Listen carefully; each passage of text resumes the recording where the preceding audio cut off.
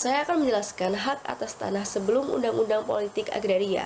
Sebelum berlakunya Undang-Undang Pertanahan Nasional, Indonesia menggunakan hukum agrarisme tahun 1870.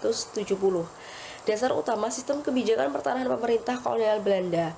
Praktik negara-negara jajahan lebih banyak pada hak-hak individu yang liberal dan feodal, menguntungkan kepentingan pemerintah Belanda di satu sisi dan merugikan kepentingan rakyat Indonesia di sisi yang lain. Sehingga Undang-Undang Politik Agraria resmi membatalkan agrarisme pada tahun 1870. Implementasi praktis dari ketentuan pasal 33 ayat 3 Undang-Undang Dasar Republik Indonesia tahun 1945, Undang-Undang Politik Agraria bertujuan untuk menghilangkan dualisme sistem hukum pertanahan yang lama, warisan politik kolonialisme, sekaligus menciptakan hukum pertanahan baru yang bersifat dimodernisasi dan berdasarkan persatuan bangsa serta sesuai dengan kepentingan bangsa dan negara.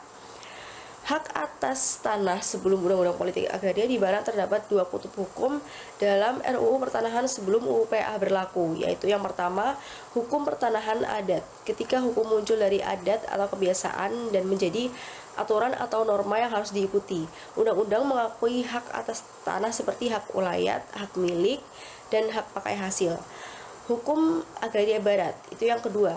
Hukum ini telah diterapkan oleh Belanda sejak zaman penjajahan Indonesia, juga dikenal sebagai KUH Perdata Barat. Undang-undang ini mengatur hak atas tanah seperti hak eigendom, erfpacht, opstal, dan gebruik, di mana hak eigendom adalah hak kebendaan yang paling luas. Eigendom adalah hak untuk dengan bebas mempergunakan atau menikmati suatu benda sepenuh-penuhnya dan untuk menguasai seluas-luasnya asal tidak bertentangan dengan undang-undang atau peraturan-peraturan umum yang ditetapkan oleh instansi yang berhak menetapkannya, serta tidak mengganggu hak-hak orang lain. Semua itu kecuali pencabutan eigendom untuk kepentingan umum dengan pembayaran yang layak menurut peraturan-peraturan umum. Yang kedua, hak erfpacht adalah hak kebendaan untuk menikmati sepenuhnya kegunaan sebidang tanah milik orang lain dengan kewajiban untuk membayar setiap tahun sejumlah uang atau hasil bumi kepada pemilik tanah sebagai pengakuan atas hak eigendom dari pemilik itu. Yang ketiga, hak opstal adalah suatu hak kebendaan untuk mempunyai rumah-rumah, bangunan-bangunan, dan tanaman di atas tanah milik orang lain. Dan gebruik adalah hak kebendaan atas benda orang lain bagi seseorang tertentu untuk mengambil benda sendiri dan memakai apabila ada hasilnya, sekedar untuk keperluannya sendiri beserta keluarganya. Sekian penjelasan dari saya. Di sini kita akan membahas hak atas tanah. Pasal 16 ayat 1 UU PA menyatakan bahwa terdapat hak atas tanah antara lain sebagai berikut: hak milik, hak guna atas usaha, hak guna bangunan, hak pakai, hak sewa, hak membuka tanah, dan hak memungut hasil hutan. Hak atas tanah yang bersifat premier terdiri dari atas 8 golongan.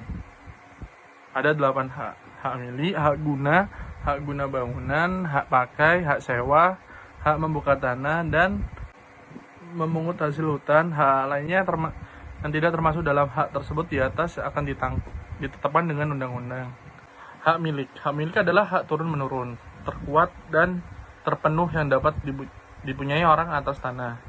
Hak ini beralih dan diberikan kepada pihak lain. Hanya warga negara Indonesia dapat mempunyai hak milik. Oleh pemerintah ditetapkan oleh pula badan hukum yang dapat mempunyai hak milik dan syarat-syaratnya.